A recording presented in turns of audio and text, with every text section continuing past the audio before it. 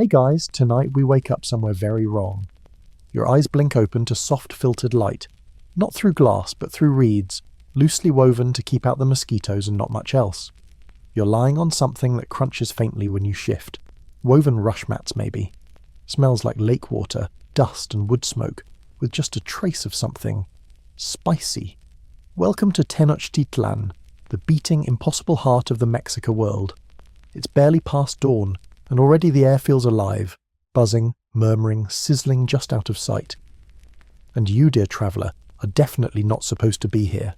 You try to sit up too fast and smack your head on a low wooden beam. The room spins. Someone outside yells in Nahuatl. Somewhere far off, a conch shell bellows. You might have been safer waking up in a volcano. So, before you get comfortable, take a moment to like the video and subscribe, but only if you genuinely enjoy what I do here. And drop a comment with your location and what time it is where you're watching, just so we all know who else is wide awake tonight. Now, dim the lights, maybe turn on a fan for that soft background hum, and let's ease into tonight's journey together. Your host is absent, maybe gone to the lake, or maybe sacrificed. Who knows? You shuffle toward the opening in the reed wall, no doors here, and emerge into a small courtyard, neatly swept, ringed by tiny rooms, like one big family sleepover. Stone tools hang from pegs. Maize is piled in baskets. A duck waddles by with purpose. You're barefoot, underdressed, and deeply confused. Also, you're pretty sure this is one of those days historians call ordinary, which is terrifying because it means no one's going to warn you if something bad is about to happen. Your first job is finding water. Easy, right? Not when the only basin you can find is full of blue-streaked paste that smells like ashes and mint. It's probably chikali, the volcanic salt toothpaste of choice around here, though it looks more like something you'd exfoliate a crocodile with. You dip a finger in and immediately regret it. Still, hygiene is important. The Mexica had public bathhouses, known as temazcal, steamy and sacred. You can almost hear the hiss of hot stones underwater and the chants of the bathkeeper. But this morning, your wash is strictly DIY. Outside, the world is already awake. You step into the street, which isn't really a street at all, but a narrow strip of packed earth between walls. People shuffle past in loose tunics, heads down, arms carrying reed baskets or firewood. A toddler tries to chase a turkey. A man in a loincloth balances 3 clay pots on his head and somehow still yells at someone behind him. Then it hits you. The noise. The city hums like a hive, and you're the bee that doesn't belong. A distant drumbeat throbs like a second heartbeat. A vendor is shouting something about ocholi, a fermented pulque drink, and gesturing wildly with a gourd. 2 women argue over fish.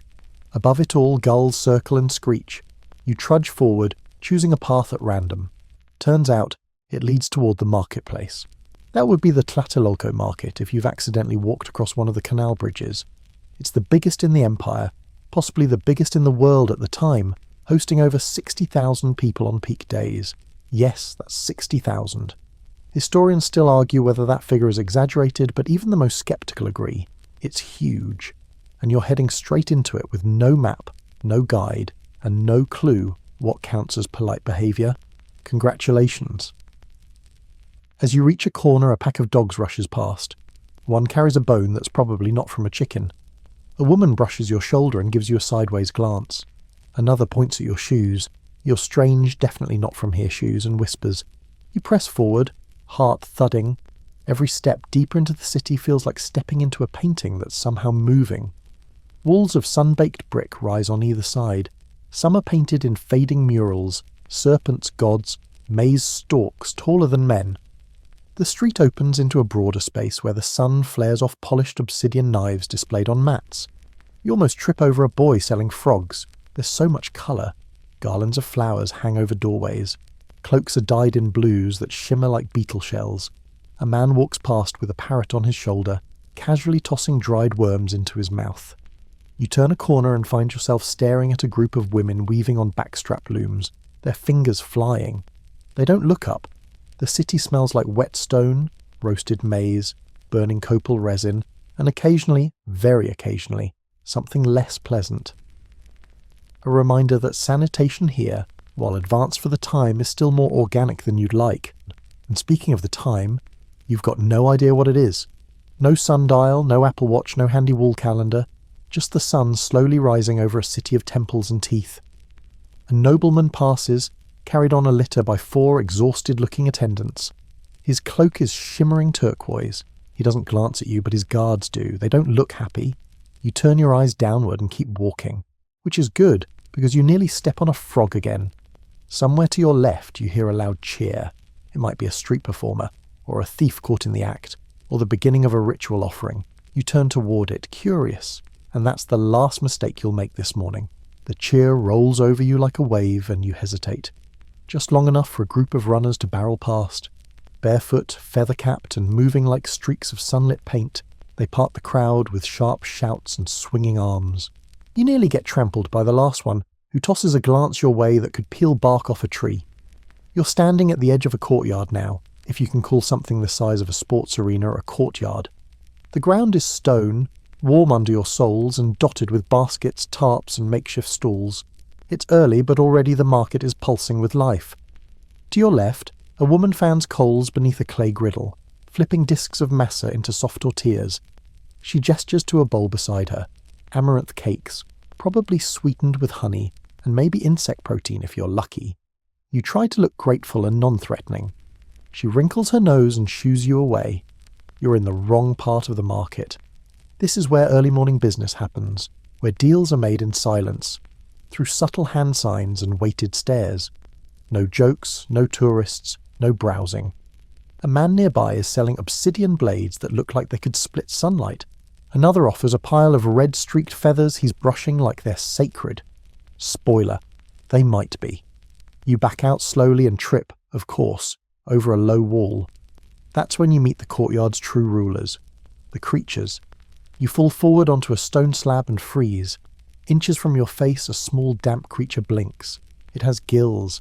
It has a smile that is not really a smile, and it's looking at you like you just woke it from a very important dream. It's an axolotl, and it's not alone.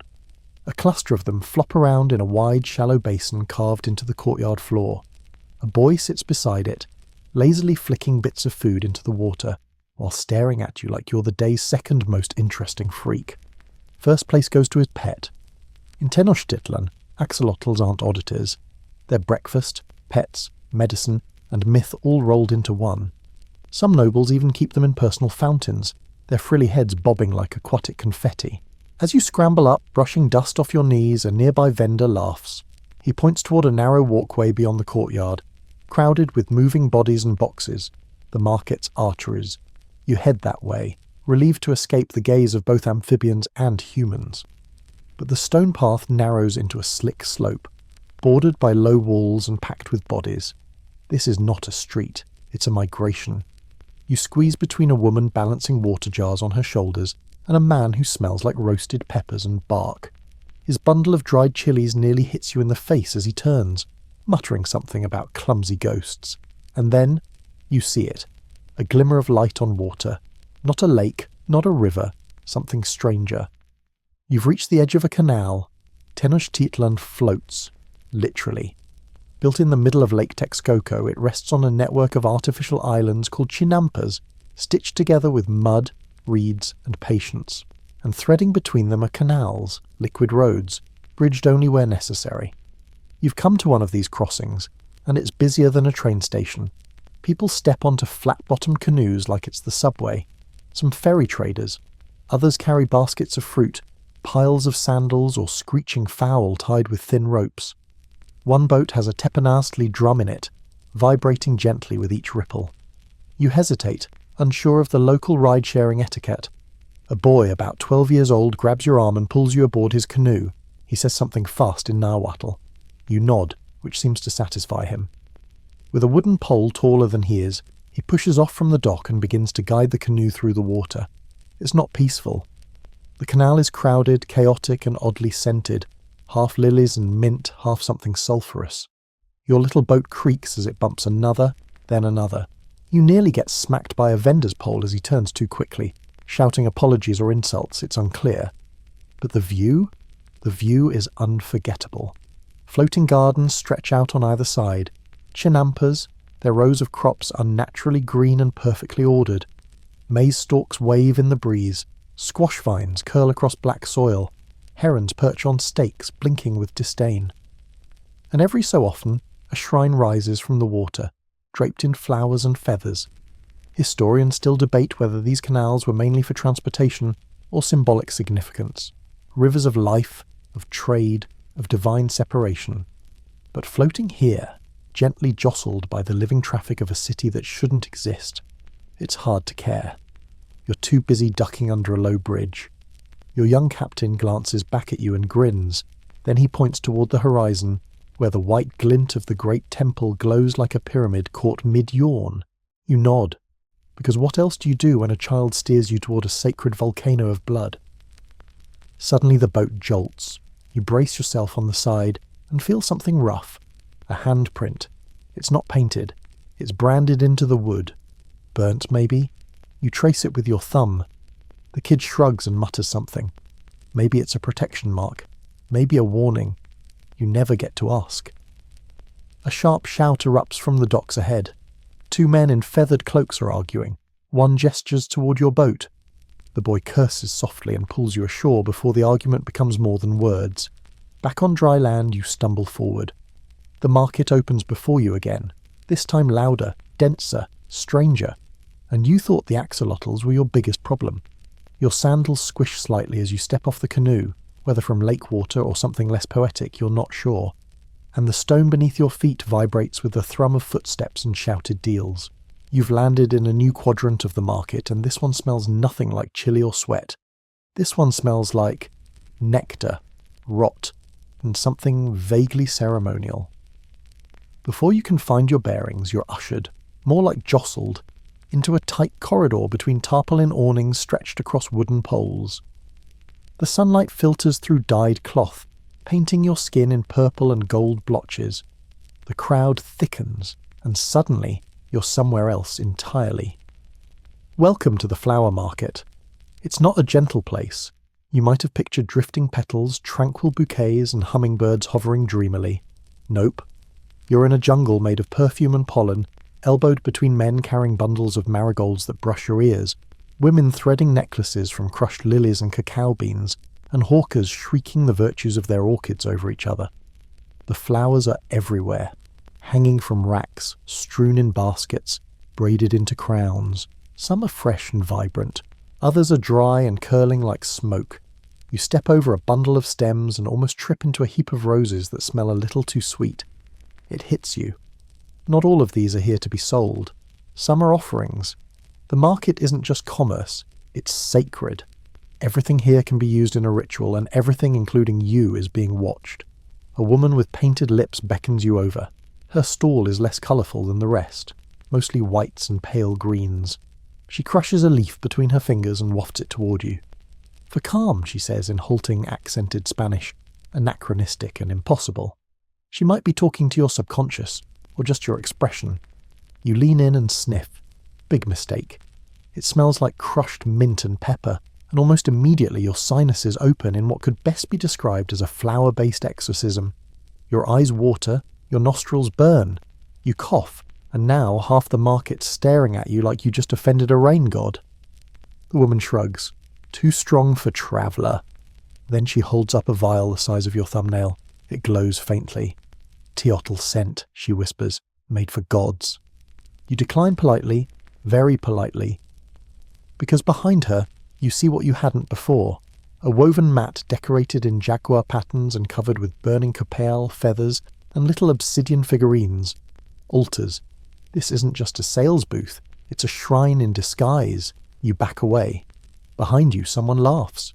You turn to see a young boy holding a basket of chempalxuchitl, Mexican marigolds sacred to the dead. He tries to put one behind your ear. You flinch. He frowns, then mimics your awkward posture and starts strutting like a puppet. A few vendors chuckle. It's official. You're the market's morning entertainment. You try to retreat, but instead you're swept sideways by a wave of shoppers. One man's cloak brushes your arm, and you catch a faint, sweet, musky smell, like tree sap and cocoa. It's not his scent. It's his bundle. He's carrying floral incense packets, wrapped in corn husks and tied with red string. You've read about these, burned in morning rituals to awaken gods, honour ancestors and clear illnesses. Some priests even inhale them until they pass out and start speaking prophecy. You try not to imagine what modern airlines would say about these being carry-on friendly. As you follow the current, the flowers begin to change. Fewer bright marigolds now, more subtle arrangements, white lilies, ghost pale roses, fronds of Yoloxochitl, heart flowers. The air thickens, the laughter fades, and even the vendors seem quieter here. You've crossed into the death flowers section. Historians still argue whether these flowers were purely symbolic or believed to carry the essence of the soul itself. But walking here, between garlands of waxy white petals and black painted urns, it feels like walking through the memory of someone else's dream. And then, in the middle of it all, you hear buzzing. Not figurative buzzing, literal, insectile buzzing.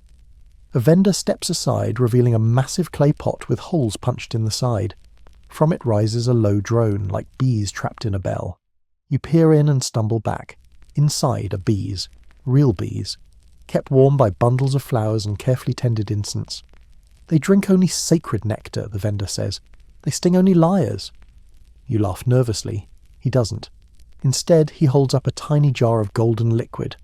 You guess it's honey, until he unscrews the lid and lets you take a whiff. It smells like jasmine and ash and death. It smells otherworldly. It wakes the third eye, he says. Or maybe the stomach. Depends on the person. You smile, nod, and keep walking. The crowd parts briefly ahead, revealing a small altar built entirely from petals. There's a bowl at the centre, overflowing with flower garlands. A few people approach, drop a single bloom into the bowl and whisper something. You think about doing the same. Instead, you trip over a loose cobblestone and fall face first into a pile of crushed hibiscus. As you push yourself upright, the flower vendor next to you tuts disapprovingly. Should leave offering first, she mutters. You ask what happens if you don't. She smiles. Oh, something always happens. Eventually. You decide not to stick around and find out what. You stagger out of the flower market with your sinuses still tingling, and your dignity somewhere back in that hibiscus pile. Just when you think it can't get any stranger, the scent changes again, this time to something richer, meatier, spiced. A low rumble rises from your stomach like a warning drum. You've found the food stalls, and not just any food. This is the core of the culinary labyrinth that fuels Tenochtitlan's 200,000 plus citizens.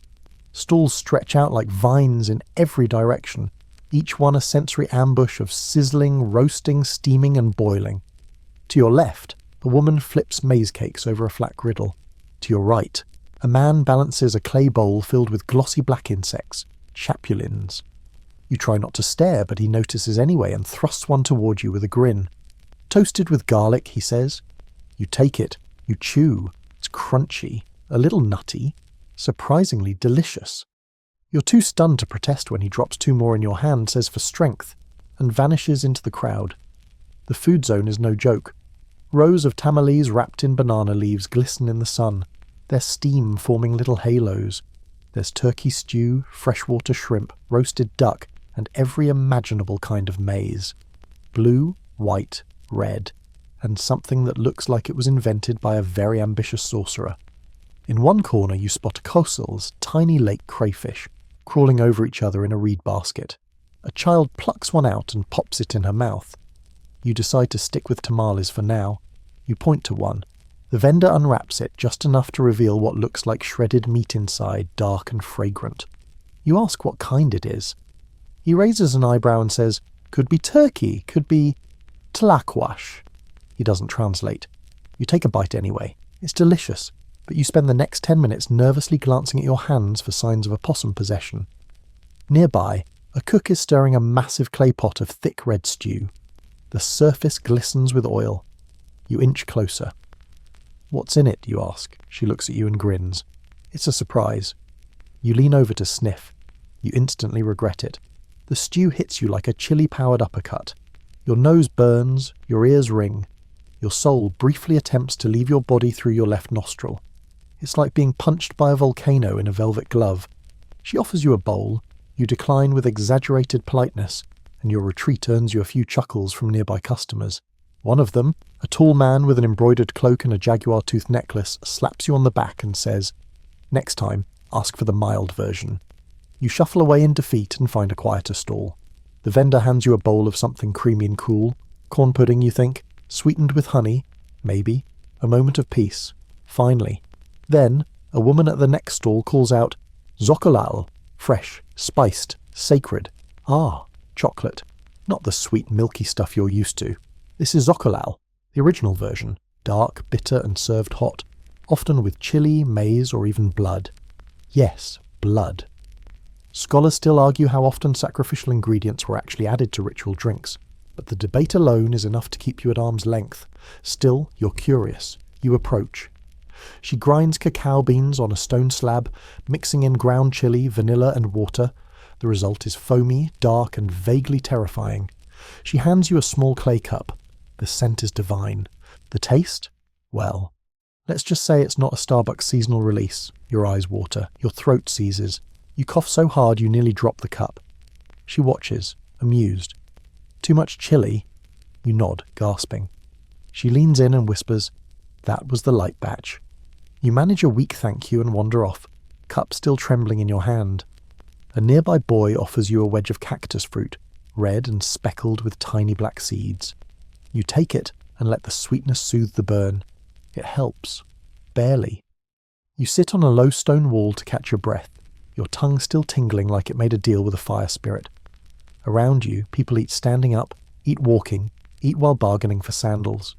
You watch a woman order 6 tamales, argue over their price, and deliver them to a line of warriors lounging against a temple wall. No one thanks her. She doesn't wait for it. Food is everywhere, flowing through the city like blood through veins. It's a language, a ritual, a power play. You rise to move on, but not before a short man with a painted face offers you a delicacy in a folded leaf. You peek inside. Ant larvae, Eskimos, creamy, nutty, revered as a delicacy. You hesitate. He shrugs. They say it keeps your soul anchored. You smile, take one, and try not to think about it too hard. And honestly, it tastes kind of amazing. You swallow and grin, just in time for your stomach to make a sound that could summon rain gods. Your stomach grumbles again, this time louder, possibly in protest rather than hunger. You've just subjected it to fried grasshoppers, fiery chocolate, and a spoonful of insect caviar. Frankly, it's handling it better than expected. You wipe your hands on your tunic and push deeper into the food district, drawn by the scent of something smoky and sweet.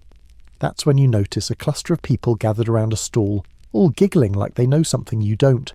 Curious, you inch closer. The vendor is stirring something in a wide, shallow bowl. You catch a glimpse. Roasted maize mixed with crushed nuts, honey, and... Wait, was that lizard tail? He lifts a spoonful toward a noblewoman. She samples it, smiles demurely, and fans herself. You, of course, step closer. Too close. He sees you. He grins. He scoops out a serving and holds it up. Special recipe, only for the brave. You look at it. Smells. Complex. Nutty. Earthy. A hint of cinnamon and, yep, definitely lizard. You hesitate. A small crowd forms. The nobleman raises an eyebrow at you, amused. You can't back out now. You take the bite, and, okay, your taste buds light up like festival torches. It's smoky, sweet, oddly creamy and chewy in a way that suggests tail rather than tendon. You chew slowly, eyes wide, trying not to wince. Everyone watches. You give a thumbs up. The crowd cheers. The vendor bows theatrically, and somewhere deep in your soul, a tiny voice screams, "What are we doing?" You retreat before the next surprise dish finds you, and turn into a narrow corridor of market stalls. This one dimmer, quieter, edged in deep reds and golds. The scent changes yet again. This time, it's chili. Pure, potent, and ready to ruin your life. You've entered the chili quarter. Everywhere you turn, there are piles of dry red pods, strings of green chilies hanging like garlands, bowls of ground powder in hues from blood orange to nightshade black. You sneeze instantly. It's like walking into a weaponized spice rack. A woman waves you over with a ceramic cup. You recognize it immediately. Chili rocolatl again, but darker, more ominous. Extra strength, she purrs. You decline, wisely. A man nearby bites straight into a green chili and sighs like he's taking communion. You make accidental eye contact and he offers one. You shake your head. He nods respectfully. It's the closest thing to diplomacy you've achieved all day. There's a stall ahead labelled with a painted image of a skull spewing fire. Not comforting. But you step closer. Inside you see mortar after mortar filled with pastes. Red, yellow, deep black. The vendor explains with gestures and cheerful miming that these are chili blends for warriors, applied to food, sometimes applied to wounds, once, famously, applied to someone's feet as punishment. Historians still argue whether that story is real or just a spice seller's sales pitch, but either way, you don't want any samples. Then, just when you think the pepper gauntlet is over, a child scampers up and hands you a tiny, innocent-looking chili, wrapped in a corn husk like candy. You try to return it. She insists. It would be rude not to. You pop it in your mouth, and regret is immediate. It's not hot. It's nuclear. Your eyes water. Your skin prickles. Your tongue is staging a coup. You can feel colours. Someone nearby is laughing so hard they almost drop a tamale. You wave your hands, wheezing through the burn. The girl just shrugs and walks off like a tiny assassin. You manage to find a vendor selling aguamiel, honey water, and down half a gourd. Sweet relief, brief, but sweet. You stagger away from the chili district, your mouth still throbbing like it got hexed by a sun priest. And then you see her, a noblewoman in a shimmering red cloak, laughing behind a hand fan, watching you with curious amusement. She's flanked by 2 guards in elaborate headdresses and a servant carrying what appears to be a chili bouquet? She nods toward you and says something to her entourage. They laugh. You smile weakly and bow, mostly because you're not sure your legs will keep you upright much longer. She tosses something to you. It's a small pouch, made of fine woven fibre. Inside are dried herbs and, yep, dried chili seeds. A gift? A warning? A challenge? Hard to say. You nod again, tuck the pouch away, and flee. The crowd thins. The smells shift once more, away from chili, away from sugar. Something new is ahead. Something feathery. You follow the sound of quills brushing cloth, the rustle of plumes in the wind. You've survived breakfast in the market of gods, but now the gods are watching you dress. The air here feels different, thicker somehow, as if it's holding its breath. You wipe chili tears from your eyes and step into a space that seems less like a marketplace and more like the inside of a sunbeam. Every surface gleams, not with gold, not with obsidian, but with feathers. You've entered the feather quarter, and you're immediately aware of 2 things. 1, everything here is absurdly beautiful. 2, you're being watched like a loose chicken in a jaguar cage. Feathers dangle from ropes above your head in long shimmering chains. Emerald green, sapphire blue, golden red. Some stalls have fans of tail feathers spread out like peacock halos. Others display intricate cloaks, masks, or headdresses so detailed they look like they were made by moonlight and obsessive birds. A man struts past you in a full feathered cape that swishes as he walks. People part for him. You try not to gape. The cloak is clearly made with quetzal feathers, green so iridescent it looks painted by gods. Those feathers were more precious than gold, and owning them without permission. Technically illegal. You're pretty sure your dusty tunic doesn't meet the local fashion code. A vendor spots you. He stands beneath a parasol made of scarlet macaw plumes, arms folded, eyes sharp. You want feathers? He asks. You start to nod, but he interrupts. Fit for a noble, or just pretending to be one? You stammer. He smiles thinly. Not friendly. More like a lizard sizing up a bug. He reaches under his counter and pulls out a headdress. It's magnificent. Woven reeds form the base, layered with hundreds of feathers that glow like wet ink. Green, blue, purple, tipped with tiny gold beads. You're afraid to touch it. He sees your hesitation. Not for sale, he says, only borrowed. You ask, borrowed for what? His smile widens. Ceremony, or something like it. You don't get a chance to clarify before he waves you away like an annoying breeze. You back off and turn toward another stall, this one smaller, more discreet. Inside, an elderly woman is plucking feathers from a gourd-shaped pouch. She glances at you, then gestures to her wares, bundles of hummingbird feathers, glinting like stardust. You know from reading that hummingbird feathers were used not just for decoration but for spiritual protection. Warriors wore them, healers used them in rituals, even sorcerers stitched them into amulets. You ask if they're real. She raises an eyebrow and mutters, "They were alive, that's enough." You nod, you believe her. As you step away, A man next to you is arguing with a merchant over a fan made of eagle feathers. The merchant insists it was worn by a priest of Huitzilopochtli. The buyer demands proof. The fan is snatched back. The feathers ripple as if insulted. Somewhere nearby a bird screeches, angry and close. You turn to find a large cage carved from thick reeds and decorated with turquoise chips. Inside, an actual live eagle sits with its wings folded tightly. Eyes locked on yours. You freeze. You shouldn't look directly at him, someone says behind you. You jump. A young woman, cloaked in brown and carrying a scroll made of bark paper, gestures toward the bird. He remembers faces.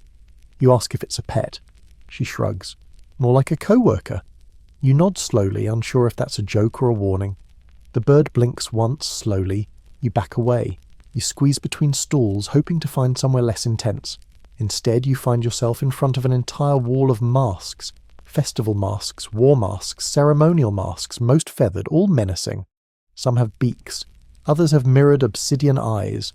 One has human teeth. You edge around them.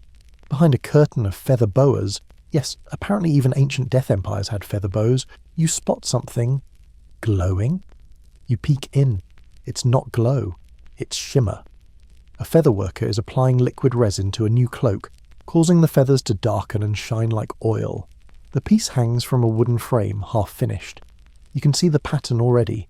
Swirling suns and jaguar spots. It's mesmerizing. The artisan looks up. His face is streaked with blue dye, his fingers stained from mixing pigments. He says, "Want to see how it ends?" You do. He gestures for you to step back.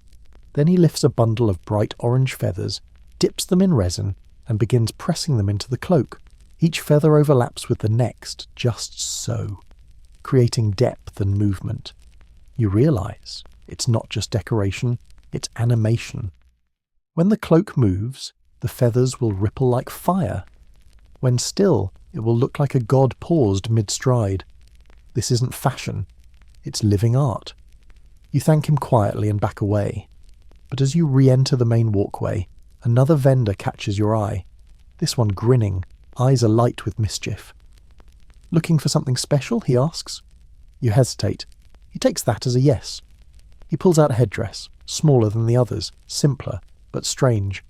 The feathers are dark, almost black with green sheen, and there's a single blue stone embedded in the front. He leans in. Fit for a god who walks among men. You're about to refuse when you feel it, an odd pull. The feathers flutter, though there's no wind. You blink, and suddenly you're surrounded.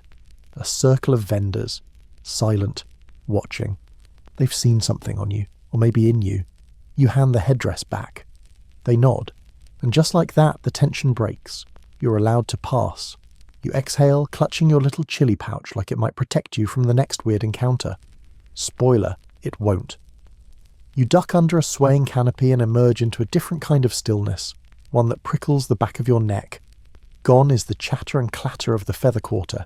This place hums with low voices, eyes that don't blink, and the kind of tension that makes you instinctively lower your voice.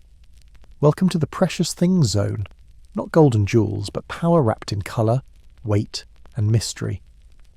Turquoise glints from every direction, and polished obsidian gleams in ways that feel less like light and more like warning. You step carefully. A mat lies before you, woven with snakes and stars. On it, a man sits cross-legged behind a low table, polishing what appears to be a small mosaic mask. Tiny turquoise tiles form the face of a jaguar, its eyes set with shining shell. It's beautiful. It's terrifying. He doesn't look up, but he speaks. "This one's not for you." You take a respectful step back. Your reflection wobbles in a bowl of dark water beside him, rippling as if it heard him too. Behind you, a woman gasps. You turn to see her holding a thin, flat disc, translucent pale blue, webbed with veins of darker stone. It's a mirror of some kind, but not glass. Polished obsidian? Ground shell? A vendor insists it's tech cattle, the eye of the moon. "Only the high priests use it," he whispers, to see what cannot be said aloud. You try to move on, but your path is blocked by a wall of toothy jewellery. That's not a metaphor. Necklaces made from human teeth, bracelets strung with jaguar fangs, amulets carved from what you really hope is just carved bone. You glance at a merchant wrapping one of these pieces in palm fibre. His fingers are inked with tiny glyphs. He looks up and says, "Protection," then adds, "from spirits," or people. You believe him either way. There's a hush here, broken only by the clink of shells and the soft grinding of stone. You pass a stall where a craftsman hunches over a bowl, carefully placing crushed spondylus shell, a bright orange mollusk from faraway seas, into a carved groove in the shape of a serpent. You wonder how it made its way here, hundreds of miles inland. Trade routes? Tribute? Historians still debate just how far the Mexico trade network stretched, but artifacts from as far south as Panama and as far north as Utah have been found in these markets. Makes your Amazon Prime look lazy. You slow as something catches your eye, a display of miniature jade masks, each barely the size of your palm. Faces stare up at you, stylized and expressionless. Some have closed eyes, others have wide open mouths. You ask what they are. A vendor, old and bird-like, replies without hesitation, "Gods in waiting." You blink. "Made to remember dreams," she says, "or to trap them. Depends on who's dreaming." You nod and edge away. Nearby, a merchant rolls out a cloth covered with glyph stones, small flat discs etched with symbols. You recognize a few: maze, water, serpent. One is just a single eye. He sees you looking. "Want yours?" he asks. You shake your head. He flips one over and shows you the back. It's blank. "Still time," he says. You're not sure if he's offering a reading or a threat. Then, from across the square, a man calls out. He's tall, wrapped in a cloak stitched with bits of turquoise. He waves you over. At his feet are items that make your skin crawl. An obsidian blade shaped like a feather, a headdress rimmed in tiny skulls, some human, some not, and in his hands a jade knife, long, narrow, and still faintly stained. You ask if it's ceremonial. He grins. "All knives are ceremonial," he says. "Some just get more. Use." You try to smile. You fail. You spot something that looks familiar, a necklace of large green beads, almost comforting. The vendor says, "Malachite, good for the blood." You ask how much it costs. 2 cacao beans. You reach into your pouch and realize you have exactly none. The vendor snorts. "Come back when you're less poor." You're starting to think even your presence here might be considered debt. A voice behind you speaks suddenly. "That one's cursed." You turn. A girl no older than 12 points to a turquoise ring nestled on a mat. It belonged to a man who laughed during a funeral. You ask what happened to him. She shrugs. "Not sure, but no one's worn it since." You decide not to touch anything else. You weave between stalls, each one more enigmatic than the last. Someone's selling snakeskin pouches. Another has bowls filled with red powder labelled only speech dust. You have so many questions, and exactly none of them feel safe to ask. You finally find a path out, narrow, shadowed, quieter. But as you turn to leave, you catch one last display. A set of ear spools, obsidian and gold, shaped like little sunbursts. "Wear them," a woman says behind you, "and the gods might hear you." You ask if that's a good thing. She doesn't answer. Instead, she hands you a small feather. Blue, glossy, possibly hummingbird. "For balance," she whispers. You take it. You nod. And you keep walking. You don't realize you're clutching the feather like a talisman until the next part of the market opens, and you're suddenly surrounded by weavers with knives, dyes made of bugs, and cloth that may have once belonged to a sacrificial priest. You thought the jewellery district had teeth. Fashion here bites back. Your feet take you forward, but every part of you wants to pause. Something about this next stretch of stalls makes your skin prickle, like you're being measured, judged, and possibly fitted for something you didn't ask for. Welcome to the clothing quarter, where every colour, thread, and fibre tells a story, and not all of them end well. At first glance, it's beautiful. Cloaks flutter from poles like banners, woven cotton dyed in rich reds, deep blues, dusty yellows. Tunics lie folded with near reverence atop mats. Looms creak gently as women work thread through wood, their movements rhythmic, practiced, and slightly threatening in their precision. But look closer, and the glamour begins to fray. A row of maguey fibre shirts hangs beside tunics dyed with cochineal, the crimson pigment made from crushed insects. It's stunning, vivid, almost glowing. You reach out, but before you can touch, a hand grabs your wrist. Not that one. You turn. A vendor stares at you, her eyes sharp beneath a black headscarf. That was made for a warrior who never died. You stammer something about not planning to wear it. She studies you, then releases your arm. You decide to keep your hands to yourself. Further along, a man is holding up a full ceremonial tilma, a cloak dyed with layered glyphs, serpents, hearts, flames. It's gorgeous, but heavy. Too heavy. You suspect it was designed less for walking and more for standing very still while being worshipped or sacrificed. Someone behind you whispers, "That's what the high priest wore just before the eclipse." You step back. You find yourself beside a pile of neatly folded skirts, or queertle, patterned with geometric designs and what looks like teeth.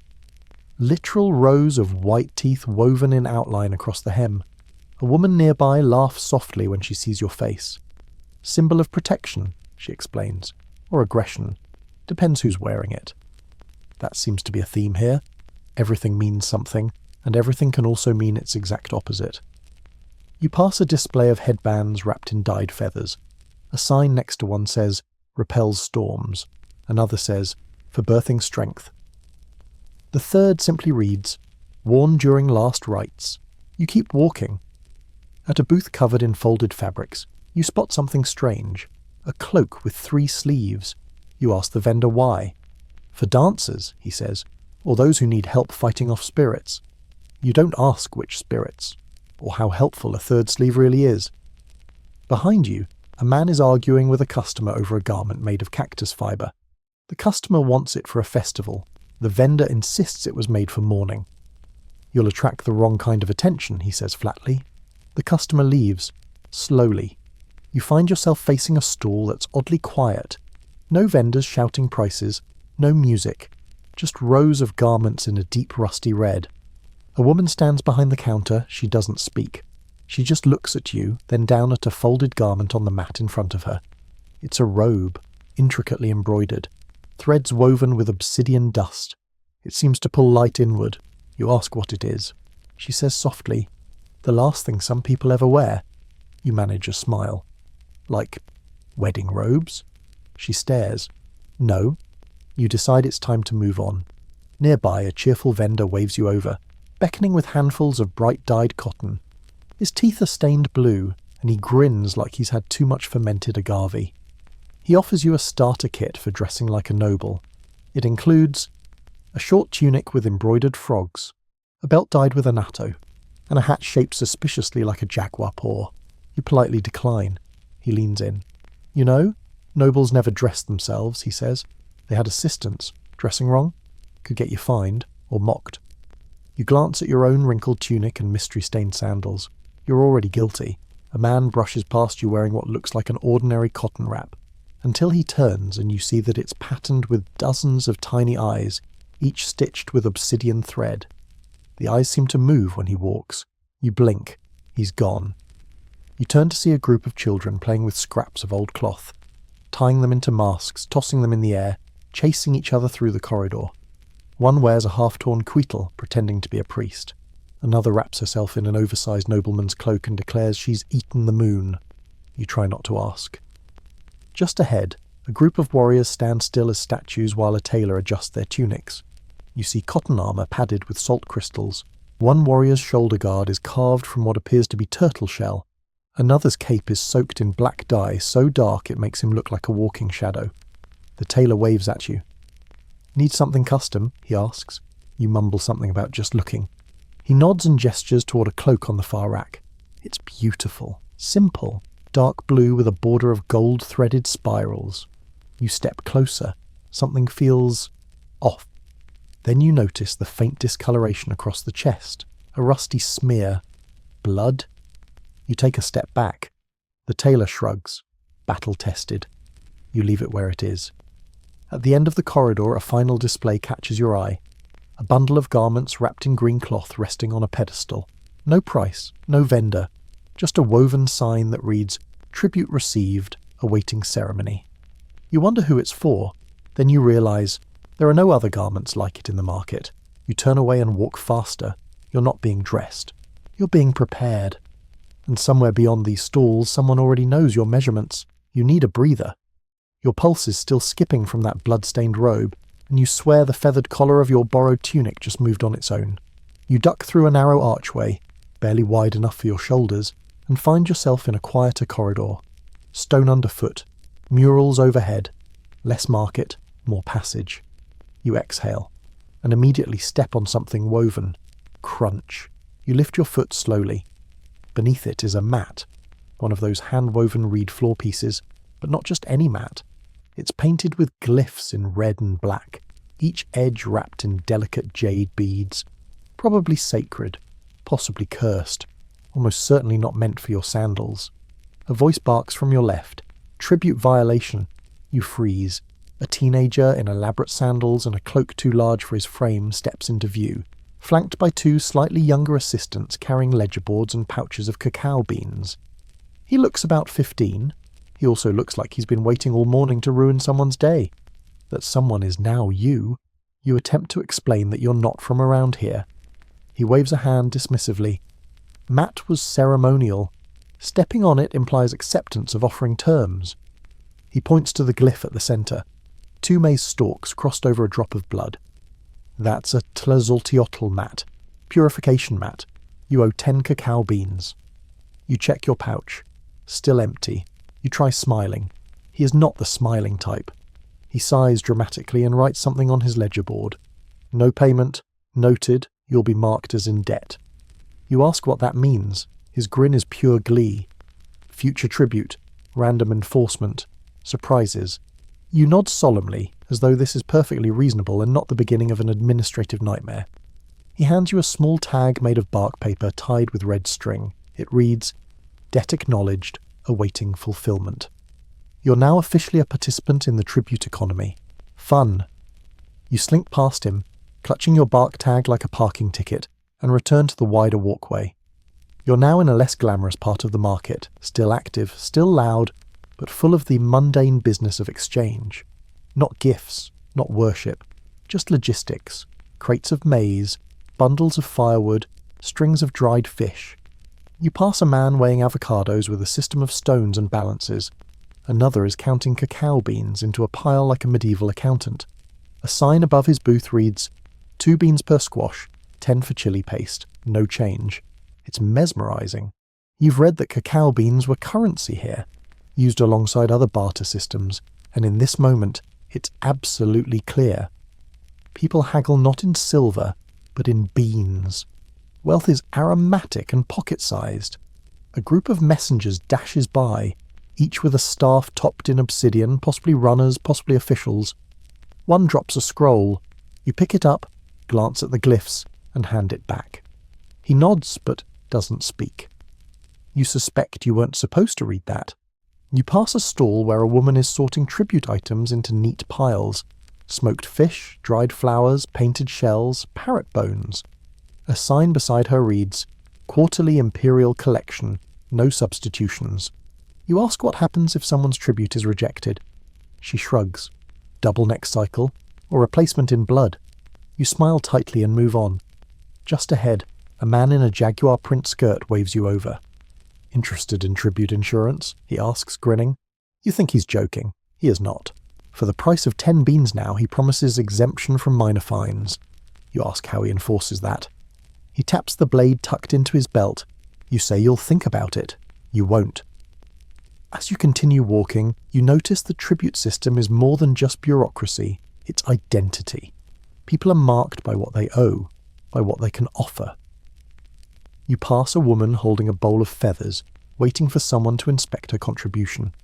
A young boy offers a painted turtle shell and waits for judgment. He's waved through. You, still beanless, are now a cautionary tale. You reach another stall, this one offering ways to earn tribute tokens. You raise an eyebrow.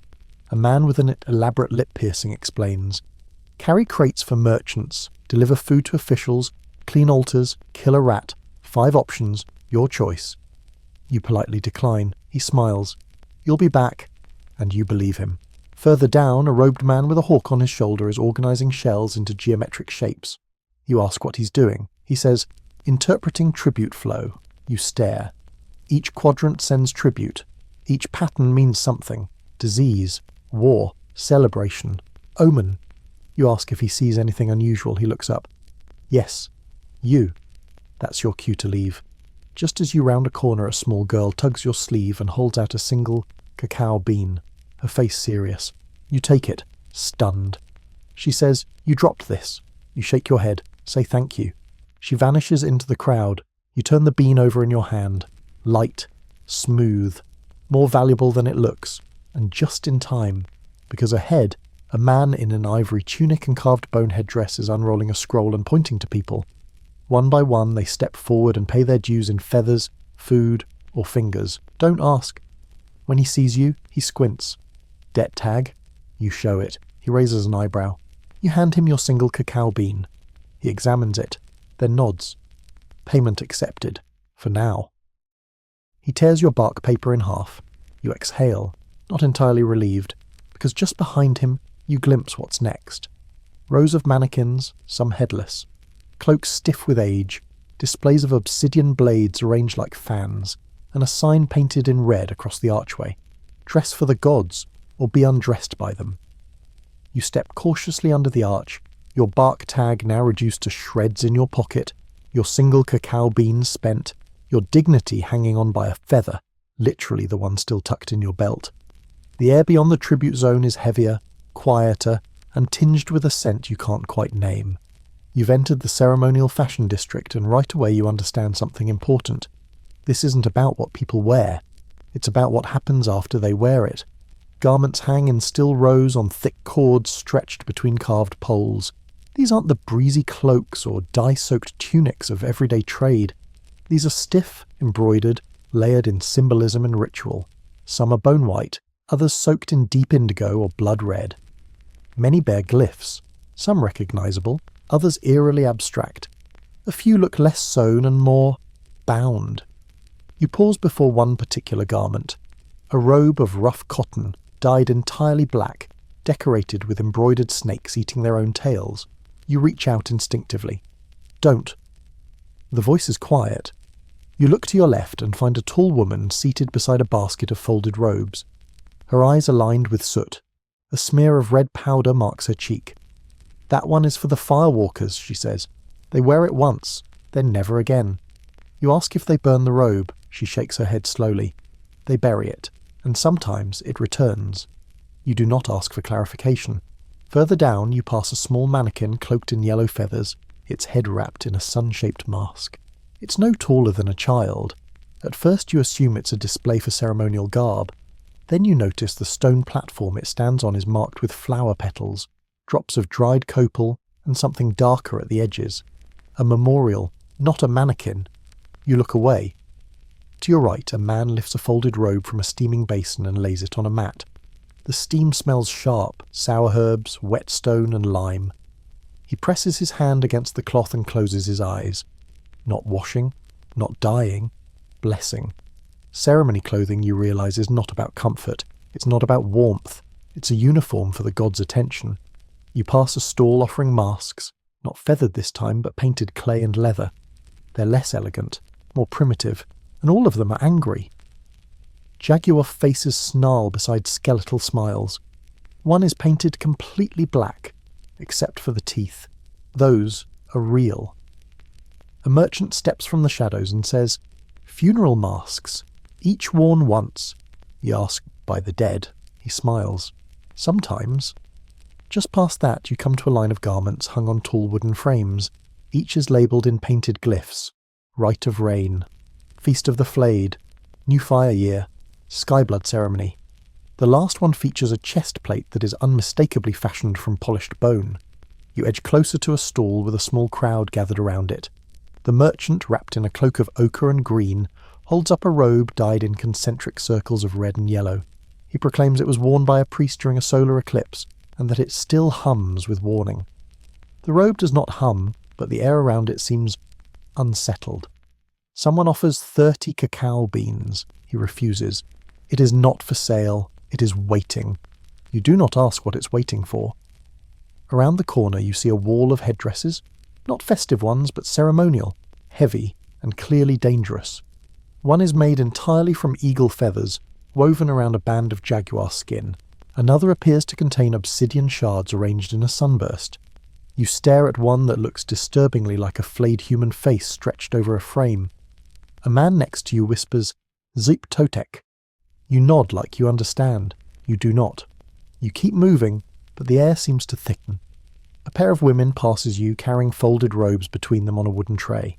You catch a glimpse. The robes are soaked through, dark red. They nod politely and vanish into a stone-walled chamber marked with handprints. A vendor catches your gaze and beckons.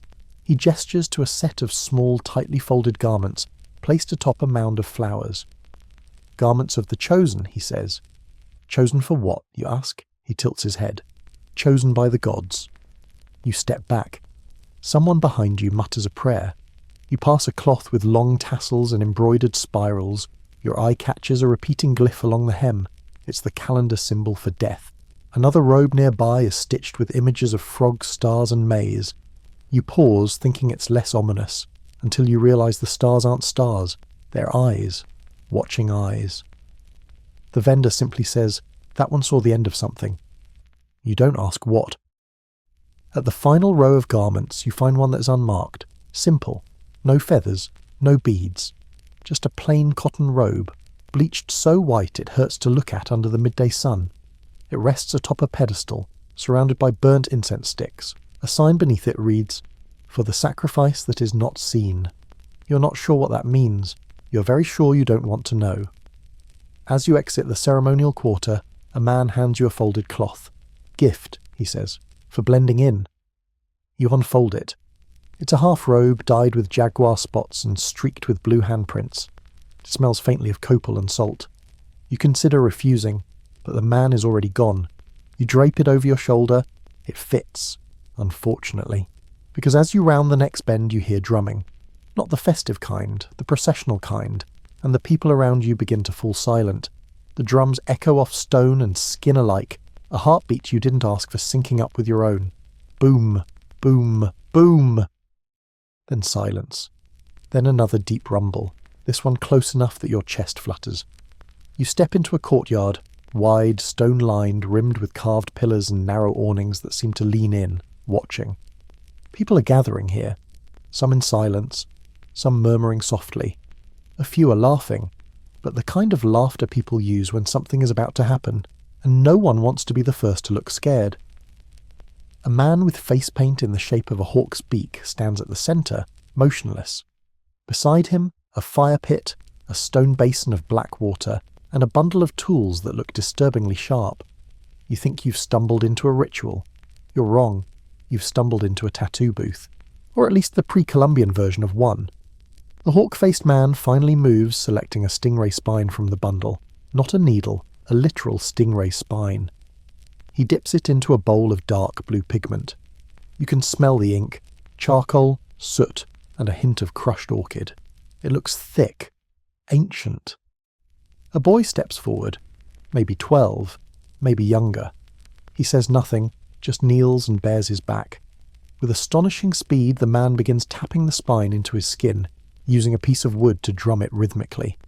Tiny drops of ink bloom under the surface. The design is stars, a belt of constellations winding down the spine like a snake. You realise you're holding your breath. You're not the only one. A crowd watches silently, admiring, maybe jealous, maybe nervous. You edge to the side and spot a small table to the left, covered in glyph samples, skulls, maize stalks, flames, hands with eyes in their palms. Each one etched into thin bark paper with a note below. One reads, "For endurance," another, "For rebirth," a third, "So they'll remember you when the blood washes away." You're still digesting that when a young woman approaches the table. She's wrapped in a robe painted with water serpents. Her hair is braided with pieces of obsidian. She selects a glyph, a single spiral. The note says, "The long journey." You ask the tattooist what it means. He shrugs. "She's pregnant?" You nod slowly, pretending you knew that. The spiral design, he explains, isn't just decorative, it's meant to guide spirits through pain, birth, war, death. Most tattoos here are not about beauty. They're messages to the gods, to your ancestors, to whatever might be watching from behind the mountains or beneath the lake. One man near you has a chest covered entirely in teeth glyphs. When you glance too long, he catches your eye and grins. "They're not mine," he says. You decide to move along. Another booth offers scarification. A row of obsidian blades, smaller than your pinky, lies neatly arranged beside a jar of something that smells like burning rainwater. You don't ask. A woman next to you bares her shoulder as the blade traces a spiral into her skin, not cutting deep, just enough to raise the surface. You ask why. "Marks for the gods to follow," she says, like it's obvious. You pass a mural showing tattooed warriors mid-battle. The ink on their skin seems to shimmer in the painted sunlight. Historians still argue whether tattoos held legal, social, or strictly spiritual significance in Mexican culture. But you're starting to suspect the answer is yes, all of the above. Near the back of the courtyard is a quiet alcove, a darker corner lit by a single flickering flame in a clay bowl. Here the tattoos are different. No warriors, no serpents. These are dream glyphs, tiny designs tattooed behind ears, at the base of the neck, or just beneath the ribs. A vendor explains softly that these are not meant to be seen, only felt. So you don't forget who you were, or who you're supposed to be. You see a glyph shaped like a hummingbird pressed into a young man's ankle. Another, a bundle of maize with one stalk broken, etched along a woman's jawline. Her eyes are closed. She hums softly. The sound is wrong. It vibrates the back of your teeth. You leave the alcove quickly. Back in the main square, the boy with the constellation tattoo is now standing, arms outstretched. His back glistens with ink and blood. People pass by nodding. One person leaves a single flower at his feet. Ritual complete. You're almost out when the tattooist calls out to you. "You should mark the journey," he says. You shake your head. He smirks. You're already marked. You just haven't looked. You hurry off, only to find your path blocked by a wall of people forming a slow-moving line. Ahead, smoke rises in rhythmic bursts. It smells like sweat, heat, and eucalyptus. You've reached the steam chambers, and if you thought a stingray spine was the scariest thing you'd meet today, wait until you're naked, boiled, and being gently scolded by a stranger with a bundle of herbs. You shuffle forward in the slow-moving line, inhaling thick wafts of heat-laced air that smells like wet stones, eucalyptus, and someone's recently boiled sins. You're now entering the Temazcal zone, the steam bath chambers of Tenochtitlan, where body, spirit, and all your remaining pride go to sweat things out. It begins innocently enough. A small clay basin holds smouldering coals, ringed with sprigs of herbs, epazote, copal, and something sharp that stings your nose. An elderly woman stirs it with a wooden paddle, releasing more vapour into the air, then points to a narrow entry, where the smoke curls like a beckoning finger. You duck in. Inside, it's dark, damp, and intimate, like the inside of a sacred oven. The air clings to your skin. The walls are curved, plastered with lime, and etched faintly with glyphs. Some familiar, some not. There are no windows, only small clay oil lamps casting soft flickers across sweating faces. There's already a group inside, all seated on woven mats around a mound of stones glowing red at the centre. A man with a long braid and painted cheekbones tends to them, pouring infused water onto the stones, which hiss with the anger of a dozen tiny gods. The temperature spikes. You sit slowly, unsure if you're expected to chant, confess, or just melt. No one speaks, only breath, deep, slow, synchronized. Then someone exhales, loudly. A woman across from you releases a sound somewhere between a sigh and a sob. No one flinches. The steam is making your fingers go numb, your ears buzz, you taste minerals on your tongue. There's something primal about the space, like a womb made of heat and memory. The bathmaster hums low, rhythmic tones and begins swinging a bundle of wet herbs through the air. They slap lightly against arms, shoulders, thighs. When he reaches you, the leaves thud gently against your neck, releasing bursts of mint and smoke and something else. Something metallic. He leans in and whispers, "Breathe deeper." You do. You shouldn't have. Visions don't exactly begin, but they emerge. First, it's flashes of faces. Some you've seen in the market, some you've never seen. Then animals, jaguar, snake, hummingbird. Not real ones. Glyphs, burning into your mind's eye, rotating slowly. The man across from you inhales sharply, then begins to sing. It's not a melody so much as a long rising note, bending in and out of rhythm. The others join in. You do not. Mostly because you've just realised the pattern of glyphs on the walls matches the ones you saw on those dream tattoos. The bathmaster pours more water onto the stones. The hiss this time sounds like language. You cough. Your sweat has sweat. A woman beside you is whispering a prayer to Xochiquetzal, goddess of beauty and rebirth. Another is muttering something that might be a curse, or a recipe. Someone behind you whispers your name. You turn. No one's there. That's when you spot the offering bowl in the corner. Small. Clay. Filled with petals, herbs, and teeth? You do not ask. Historians still debate whether the temescal was strictly medicinal or spiritual. The answer, here, is clearly yes to both. It purges illness, bad dreams, shame, maybe even taxes. Eventually the singing fades. The bathmaster opens a flap at the far side, letting in a stream of cold air. The relief is instant, like being reborn. A little damp, a little dizzy. You step out into the daylight, blinking, squinting, steam curling from your shoulders. Someone hands you a cool cloth. Someone else offers you a cup of cacao. No chili this time, just warm, bitter grounding. You've survived the bath.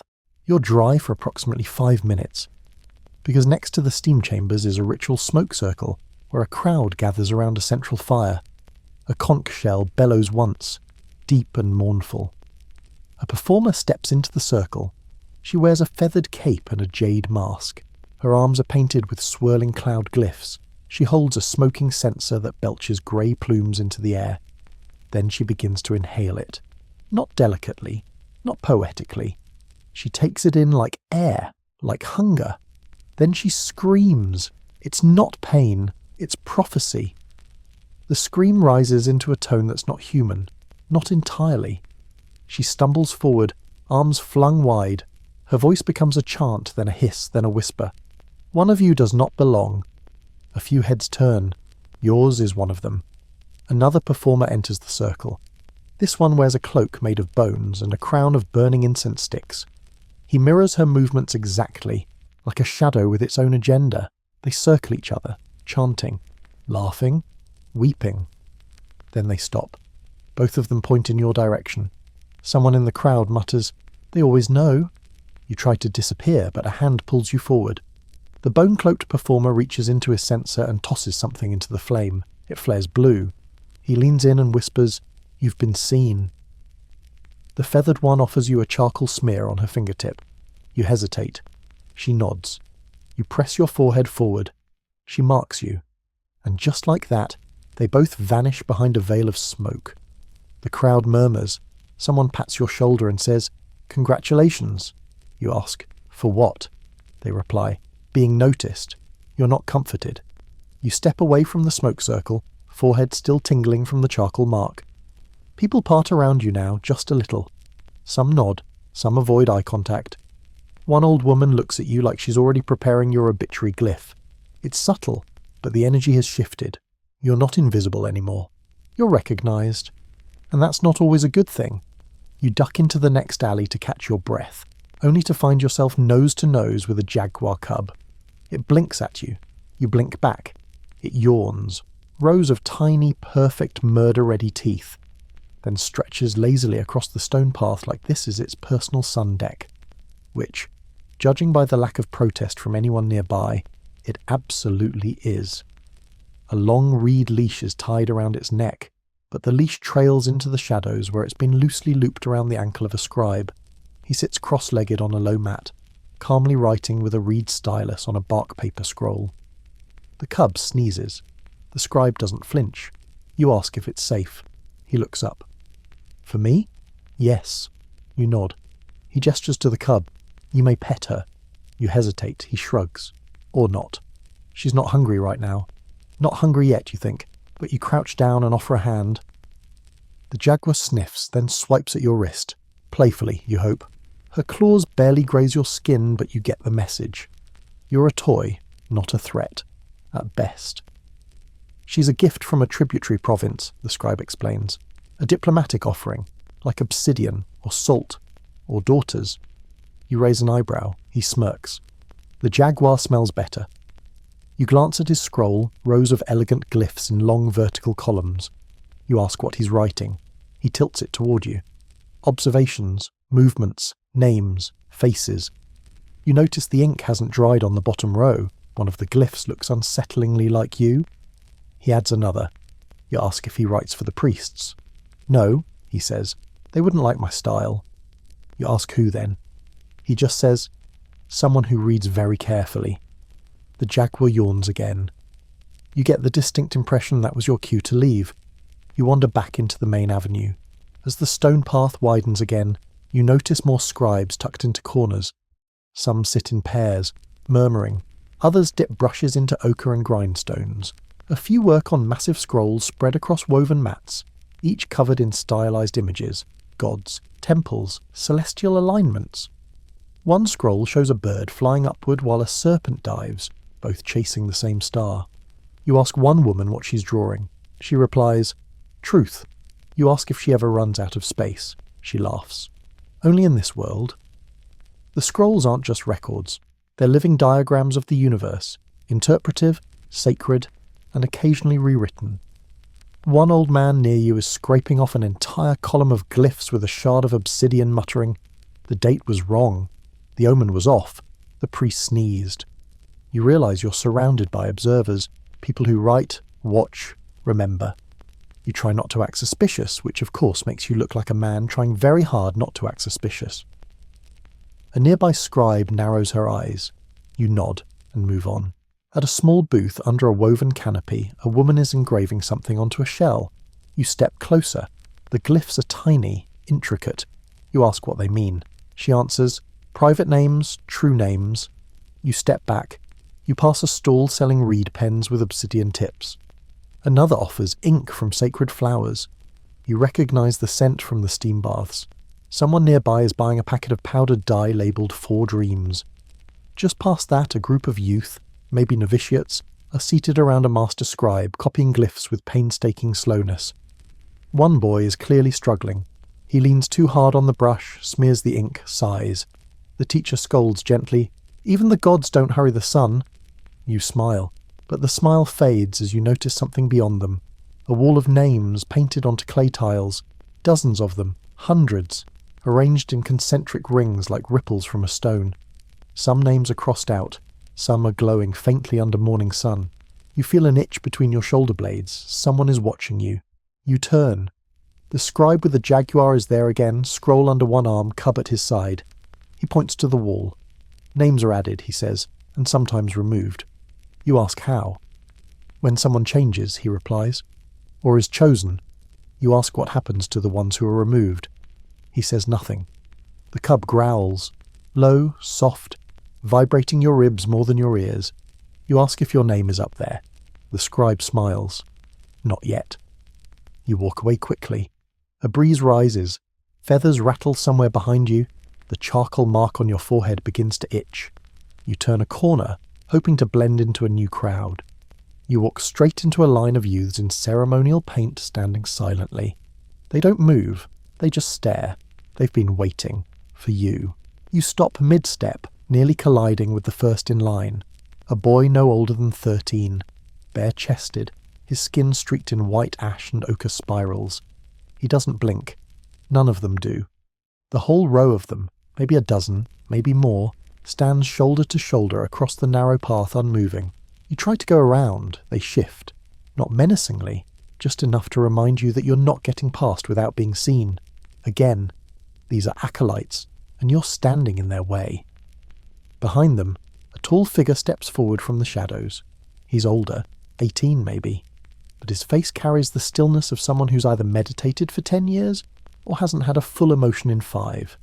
His tunic is dyed black, ringed with silver shell beads. His eyes scan you like he's reading a passage in a holy book, one that just changed meaning. You're marked, he says. You nod. He gestures toward the line behind him. So are they. They're learning what to do with it. You ask what exactly it is. He doesn't answer. Instead, he points to your forehead.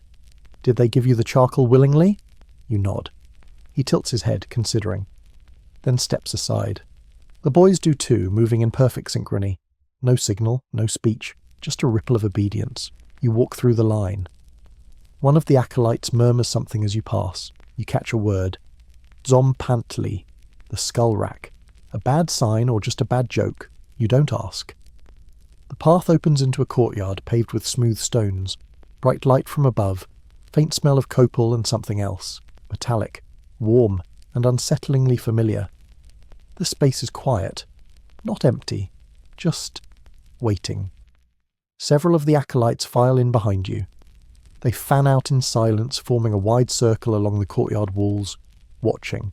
Not hostile, not friendly, just present. You feel like a participant in a test that no one told you were taking. From the far side, a priest enters. You know he's a priest because no one else walks like that, with slow, deliberate steps that carry centuries. His robe is midnight blue, covered in hundreds of tiny obsidian chips that catch the light like blinking eyes. He stands in front of you, says nothing, just holds up a mirror. It's not glass, it's polished obsidian, perfectly black. It reflects your image, but warped, not by the stone, by something else. You don't recognize yourself. The mark on your forehead glows faintly in the mirror. Your eyes look ancient. The feather tucked in your belt flutters once, though there's no wind. You've seen too much, the priest says at last. You nod. You're not done. You nod again. He waves a hand and the acolytes begin to move. They approach in pairs, each carrying a bundle. Some with herbs, some with scrolls. One carries what looks like a small skull wrapped in cloth. You flinch. He smiles. Ceremonial, not recent. Each pair stops in front of you, offers their object, then steps back. No explanations. Finally, the lead acolyte, the older one, hands you a small gourd filled with blue powder. To see without eyes, he says. You ask what you're supposed to do with it. He shrugs. Depends how much you want to know. You don't want to know, not really, but you take it. A drum sounds in the distance, faint, slow, echoing across stone. The priest bows slightly, then turns and vanishes into a shadowed archway. The circle breaks. The acolytes begin to walk away one by one. None look back. Only the eldest remains. He walks beside you in silence for a while. Finally you ask, "Why me?" He says nothing at first. Then, "Because you're walking the path backwards." You ask what that means. He gestures toward the sky, where a hawk circles high overhead. In this city, everything moves forward by first going back. You try to process that. He stops suddenly, points down a narrow corridor lined with red-painted glyphs. That way. You ask what's down there. He says, "If you're lucky, a musician." You raise an eyebrow. "If you're not." He adds, "A god in a bad mood." You ask which one. He walks away without answering. You're left alone again. You turn toward the corridor. On the wall beside you, a glyph glows faintly, your charcoal mark reflected and echoed in stone. You step into the corridor. The wall's narrow, forcing you to walk sideways. The air is damp, you hear whispering. Possibly wind, possibly not. And then, music. Not flutes, not drums. Something deeper. A low, rising hum that feels like sound before sound. Like what the earth remembers when it dreams. You follow it. Your next destination awaits. Not a god, not a priest, but something far worse. An instrumentalist with opinions. The humming grows louder as you press deeper into the corridor. It seems to rise not from an instrument, but from the walls themselves, as though the stone is remembering a song it once heard sung by the stars. You step into a rounded chamber lit by a ring of torches stuck into carved serpent heads. Their open jaws cradle the flames like offerings. Shadows dance across the walls where murals twist and shift in the flickering light. At the centre of the chamber sits a man, or possibly something being a man for the moment. His face is streaked in black pigment, his eyelids painted blue, his tunic embroidered with spiral glyphs and the symbols for wind and flame. He sits cross-legged before a low wooden table covered in instruments, turtle shells, jaguar skin drums, bone flutes, snail horns, and something that looks very much like a rattle made from human teeth. He doesn't look up when you enter. He just says, "You're late." You apologise. He smirks. "So is the sun sometimes." You ask if he's the musician. He shrugs. "I make noise. Sometimes it means something." You glance at the instruments. He follows your eyes. "Each has a voice," he says. "Each belongs to a god. You play the wrong one, they might listen. Or not." You ask if that's dangerous. He grins. Only if you care about being remembered correctly. You start to sit on a nearby mat. He waves a hand. No, stand. You stand. He picks up a conch shell and blows into it. Long, deep, mournful. The tone curls through the chamber and up your spine like a cold wind. You feel your teeth tingle. That, he says, is for the ones who never left. You ask who that means. He leans forward. Everyone. He sets the conch down and picks up a drum made from a turtle shell stretched with hide. He taps it 3 times. Boom, boom, boom. It matches your heartbeat exactly. You blink. Then he lifts a bone flute, presses it to his lips, and begins to play. The sound isn't pleasant. Not at first. It scrapes across your ears like wind through cactus needles. But underneath there's a pattern, something spiraling inward. You realize it's mimicking breath. In, out, short, long, shallow, deep. He stops. You're breathing exactly with the rhythm. See, he says. Music remembers faster than people do. He hands you the flute. You don't want it. He insists. It's light, cold. You raise it to your lips and blow. Nothing. He sighs. Breathe from below. The gods don't hear shallow air.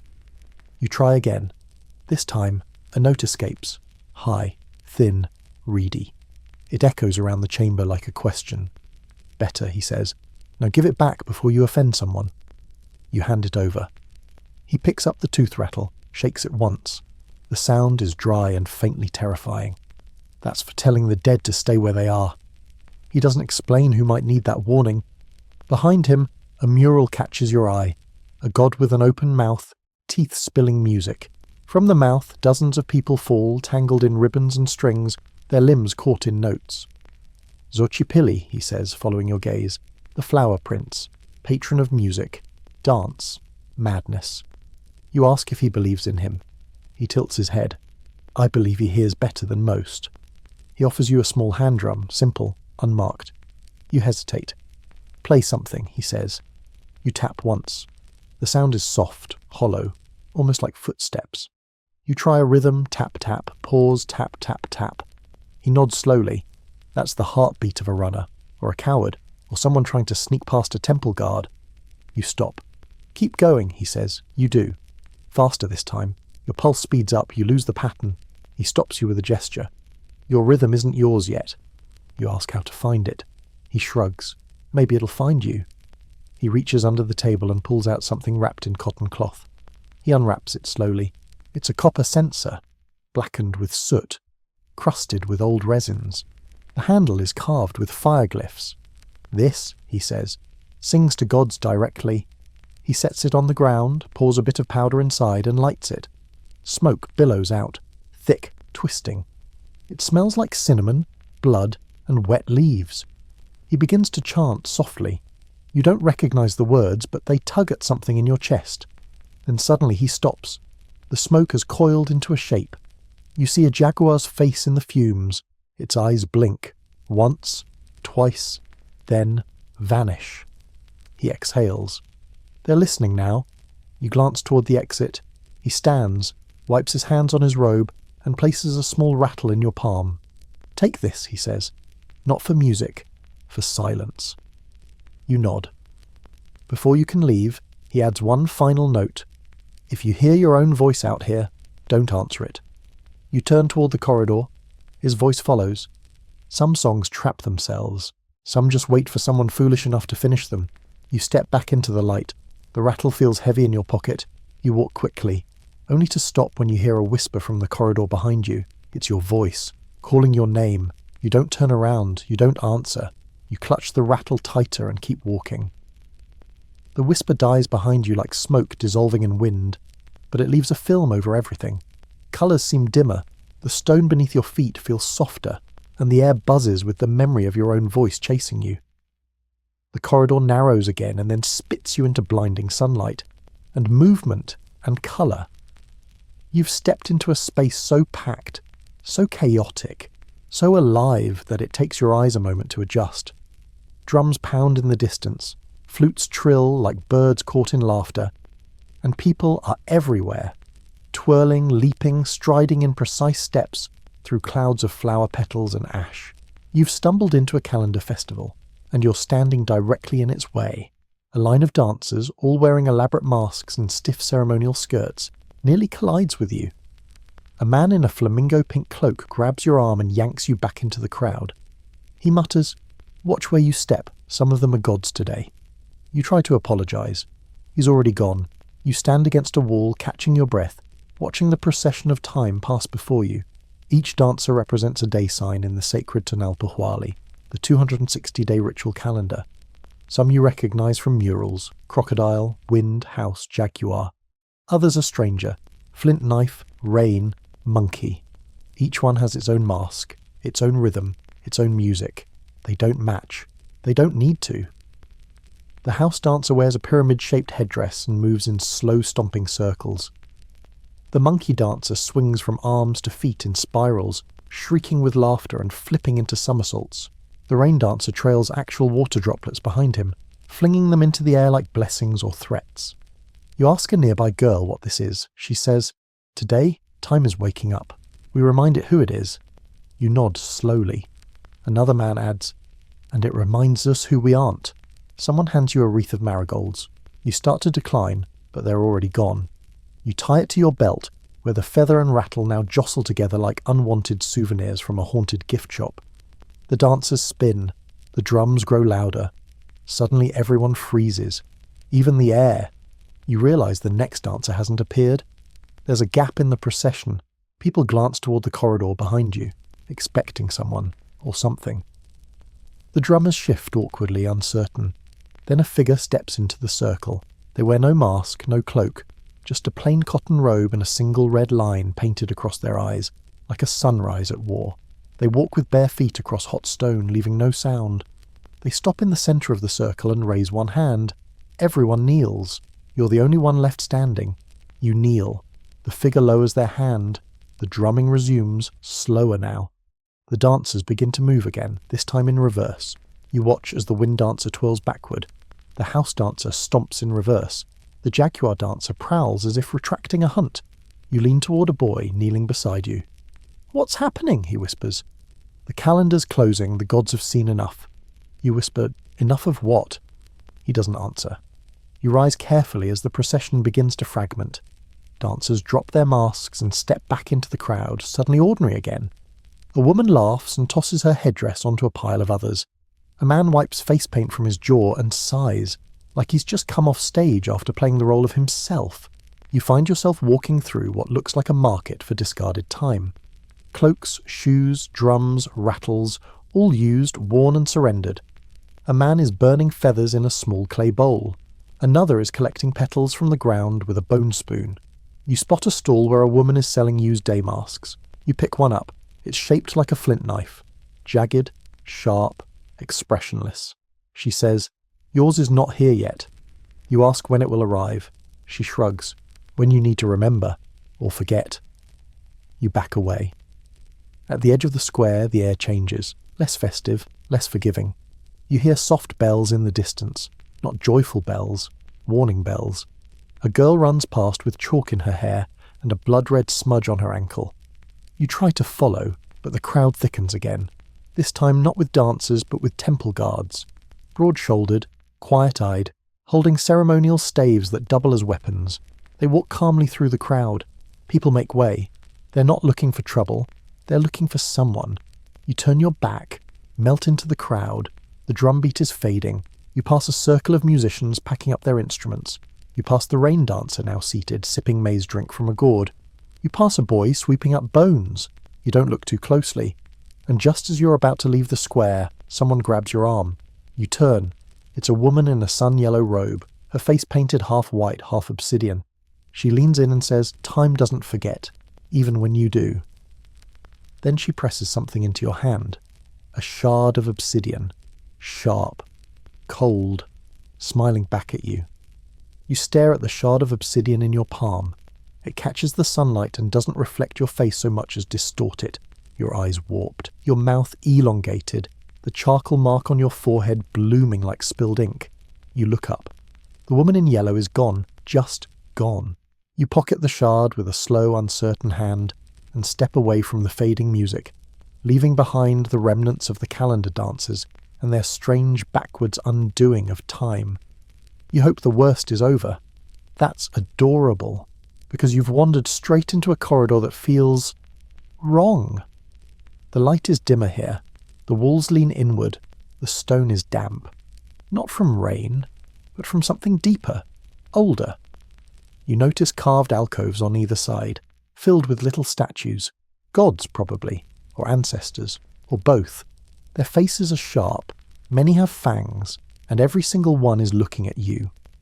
You try to keep walking calmly, but then you hear a voice, not a whisper this time, a vendor's voice, cheerful, pitchy, very much alive.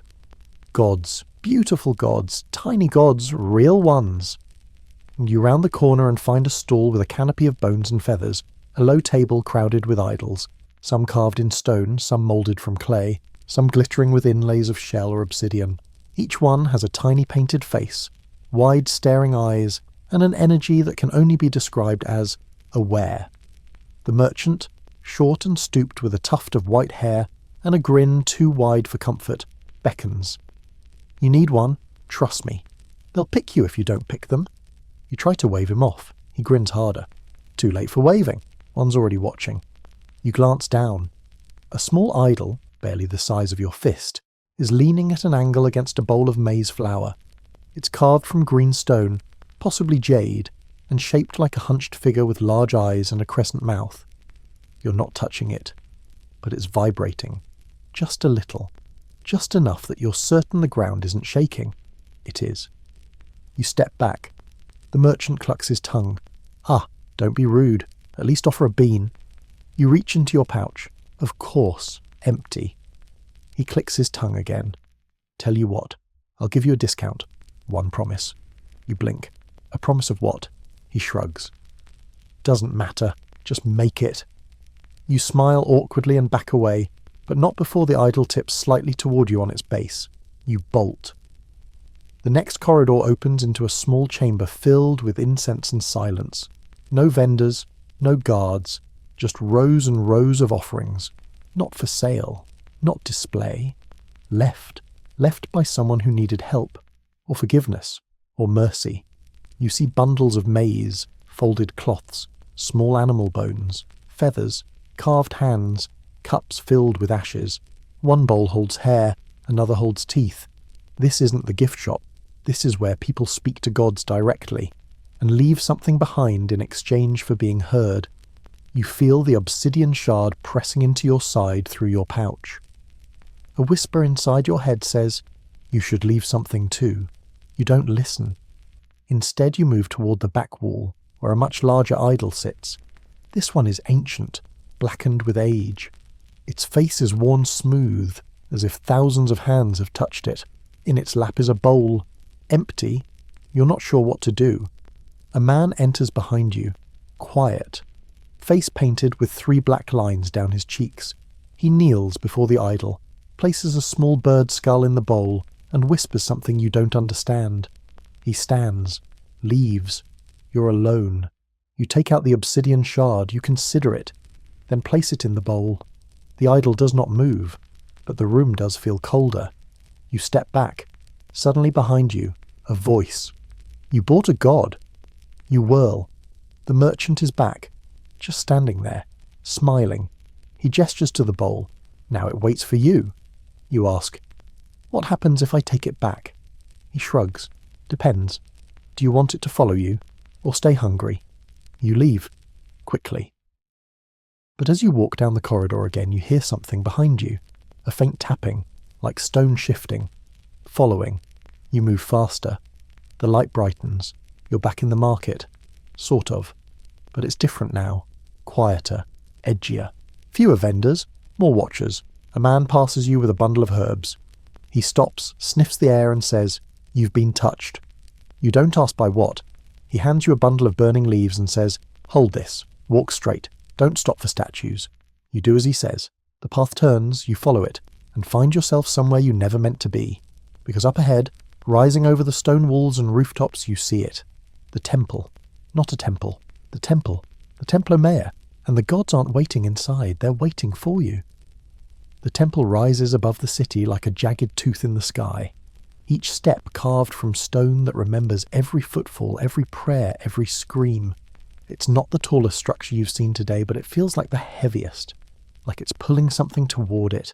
You, probably you. The Templo twin pyramid crown of Tenochtitlan, dedicated to two gods, Huitzilopochtli, the god of sun and war, and Tlaloc, the god of rain and storms, blood and water, fire and fertility. Both want your attention, or something more valuable. You try to turn back. The street behind you is full, not of people, of eyes, faces in doorways, heads peering from behind walls, statues that weren't there a second ago. No one stops you, but no one moves either. You step forward, the air tightens, your legs move like they're not yours anymore, half willpower, half invitation. You pass under a low arch carved with two serpents devouring each other. Their eyes are inlaid with obsidian. One of them blinks, no one else reacts. You step into the temple plaza and the world narrows to a hush. The base of the temple is alive with movement, priests in feathered capes, acolytes sweeping petals into patterns, workers repainting glyphs that never stay dry. A man is dragging a basket of bones like he's moving firewood. You try not to stare. At the centre of the plaza is a flat platform covered in something dark, red, glossy. You don't ask. At the far edge, a group of scribes chant rhythmically, their voices rising like smoke from a censer. They're copying something. You glance at the stone they're writing on. It's not blank. It's your face. You walk faster. A small child steps into your path and hands you a bundle of maize flowers, tied with a blue string. She says nothing, just stares. You accept the bundle. You don't know why. It feels like the only polite thing left in this entire city. You near the temple steps. That's when you see them. 3 figures at the base, cloaked in gold, green and blood-red feathers. Each holds a staff, each stands silent, and all of them are watching you specifically. One of them points to your forehead, the charcoal mark. The green-cloaked figure says, "You're late." The red one says, "You're early." The gold one just says, "You're expected." They part, allowing you to step onto the first stair. You hesitate, not because of fear, because you hear your name again, not whispered this time, spoken, clearly. You turn toward the voice. It's a scribe, one of the ones from earlier. He holds a scroll in both hands. Your name is written on the outside, but the glyph is unfinished. He says, "They asked for your arrival, not your outcome." You ask, "Can I choose it?" He shrugs. "Not here, but maybe before you get to the top." You begin to climb. Each step is slightly uneven, as if the stones have shifted over time, or maybe they were never meant to be uniform. This place doesn't want you to forget where you are, or how high you're climbing. With each step, the noise of the city falls away. Only the sound of your breath and the soft rustle of petals in your hand remains. Halfway up, you pass a niche carved into the wall. Inside is a single skull, bleached, polished, resting on a folded cloth. You glance at it. It opens its mouth slightly. You look away. 2 more steps and the wind changes, sharper now, tinged with smoke and iron. At the top, a wide platform opens up. Twin shrines sit side by side, one painted red and white for Huitzilopochtli, the other blue and green for Tlaloc. Between them is a flat stone slab, worn smooth in the middle, grooved at the edges. You do not need to ask what it's for. A priest emerges from the Huitzilopochtli shrine. His headdress is a blaze of hummingbird feathers. His eyes are completely black. He holds out a hand. You give him the maize flowers.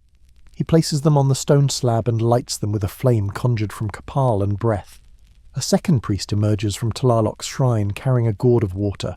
He pours it slowly over the flames, and the steam rises high into the morning sky.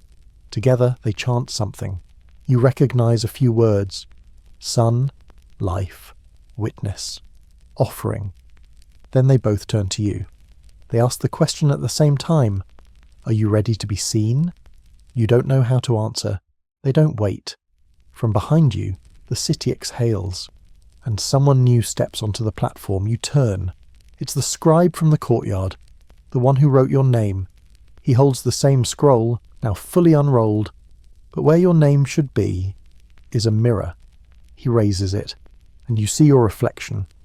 Not as you are now, but as you've been, covered in sweat, dusted in ash, feather at your belt, rattle in your pocket, mark on your forehead, you've walked the market, eaten its food, touched its gods, avoided its teeth. Mostly, you stare. The priest with the hummingbird headdress nods, and in the reflection, the idol you offered the obsidian shard to appears behind you, closer, watching, still hungry. You blink, and the idol in the mirror doesn't. It just stands there, behind you, in the reflection. You whirl around. Nothing. Only the two shrines, the steam still rising, the priest watching you with that calm, practiced expression that says, "We've seen this before. We know how it ends." You turn back to the mirror. The idol is gone. So is your reflection. Just a blank obsidian sheen now. Cold. Endless. The kind of black that eats light and memory both. You step back. The scribe rolls the mirror scroll shut and says softly, "That's the part they never remember." You ask, "What part?" He smiles. "The end that comes before the ending."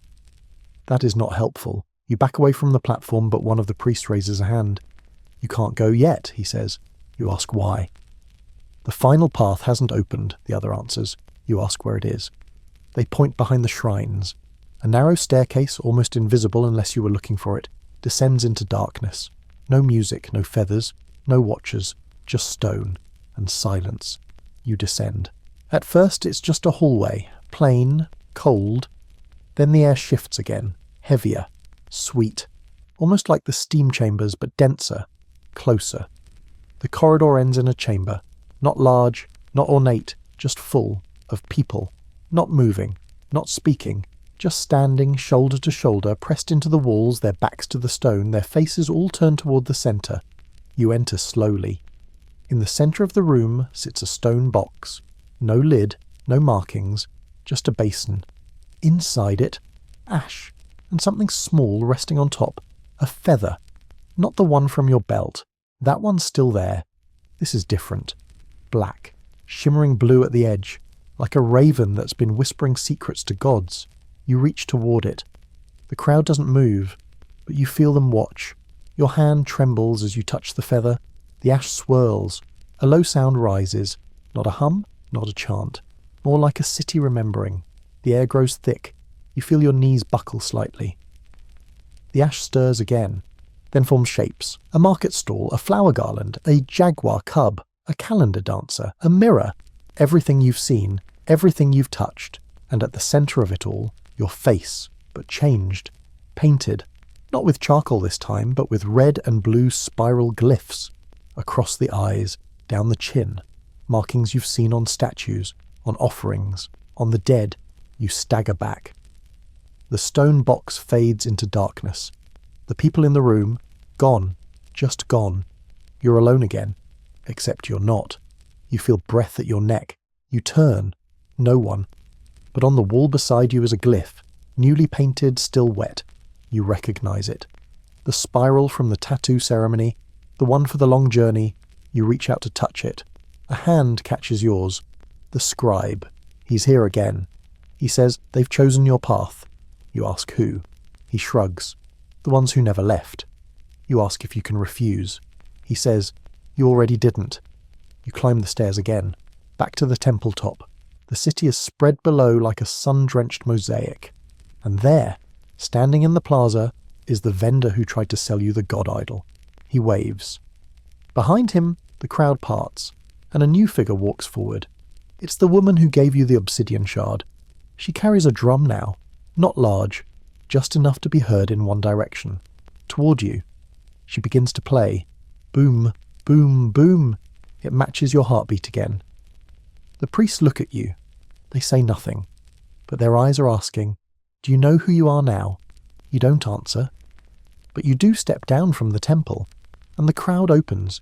You walk through, past flower vendors and bone sellers, past feathered dancers and debt collectors, past gods in clay and spirits in stone, until you stand at the edge of the city. A man nearby whispers, "It's not the leaving that's hard." You ask what is. He says, "The remembering," then hands you something wrapped in palm leaf.